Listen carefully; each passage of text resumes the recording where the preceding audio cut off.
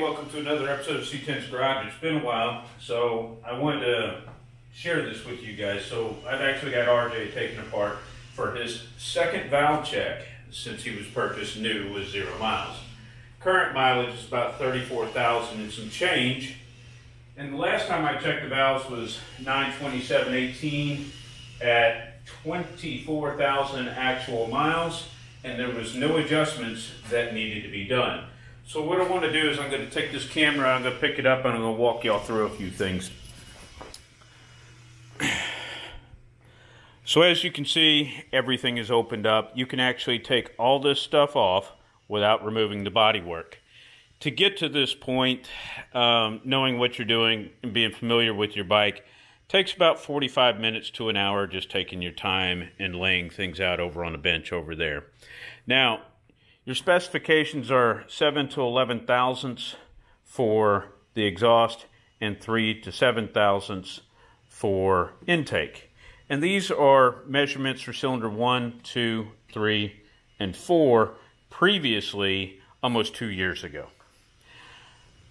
Some nice things that are different this time is Ram Jam got a tune from Boosted Cycle Performance. And I'm going to take you over here to the plugs and I'm going to show you something. So basically all the plugs are very nice and tan, and all 4 plugs are even and basically exactly the same all the way across the board. I examined them with my doctor spectacles.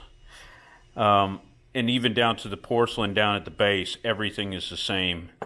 No damage, anything like that. Now the previous plugs that came out when I replaced them at 24,000 miles were actually relatively black and sooty, kind of very rich, which the bike was very rich on the dyno. Some other things I want to note from the first time I did a valve adjustment is you can see there's a little bit of junk on top of the cylinder 1 number valves. That's actually about the same amount as last time. I actually worked very hard last time cleaning a lot of the gunk off of the valve train. However, there is no new additional gunk. This is actually all the same stuff that was there previously. Nothing new has happened. I'm actually able to see inside of this cylinder bore and see there's still very good cross hatching. So I'm going to show you a cheater way to run your valves, as opposed to how most people do it, you know, through the manual where you'll check your timing and everything like that. So as you can see right here, there is a lobe. And what you're actually going to want to do is we're simply going to bump the starter until that lobe is basically up where the shallow side, not the pointed side, is at the base of the bucket. And we'll do that by bumping the starter. Now I've already removed all the plugs, so this is actually going to bump over very easily just by turning the starter switch. And we'll give you a quick example.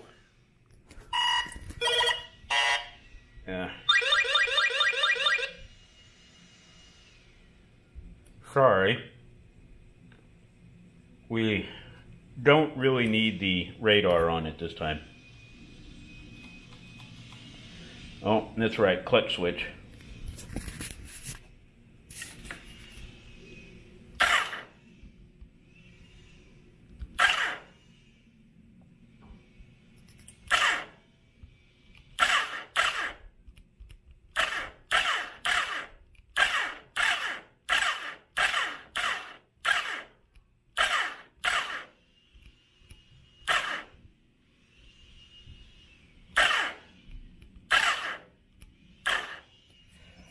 Now, on this number 1 intake, you can see I basically have the lobe up a lot higher. Now, it's not quite exactly in the position I wanted. I actually want it rotated back towards us a little bit, but this is actually kind of a difficult process to do, holding a flashlight, the clutch, and bumping the starter at the same time. Now, with the plugs in, you'll actually wear the battery down quicker. We won't run the battery down doing what I'm doing here, just running these.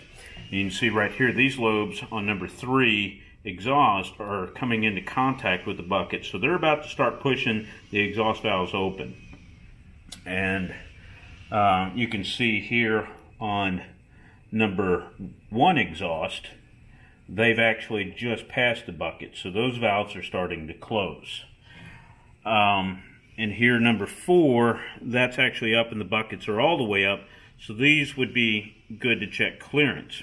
So real quick, let me get my shim, and we're just going to run number 4 exhaust real quick for you guys.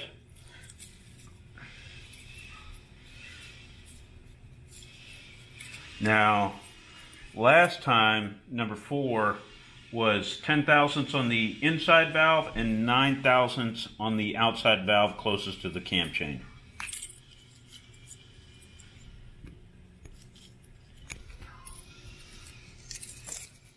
All right, we've got our 9.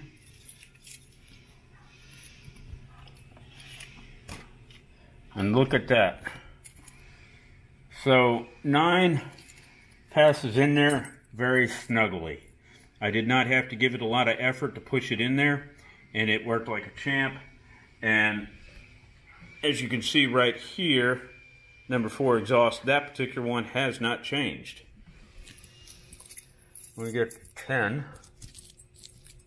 thousandths.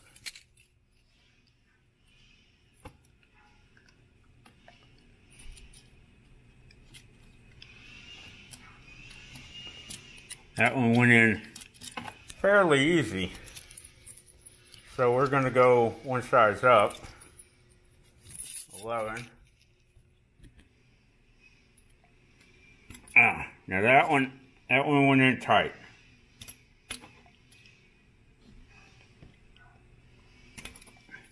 So that's still in spec. It's at the end of it, but it's still in spec. So I'll run the rest of these, and I'll post up a photo of any changes in measurements, which number 4 outside did change. It loosened up just a little bit. It's probably the next time I do an adjustment or a check, I'm probably going to have to adjust this particular one and tighten that up. So that's it for you guys. I hope you enjoy this later on this evening. And as always, we're adding some titanium hardware here on the top of the magnesium valve cover, saving a couple of ounces off the top of the motor. And as always, making it lighter and better.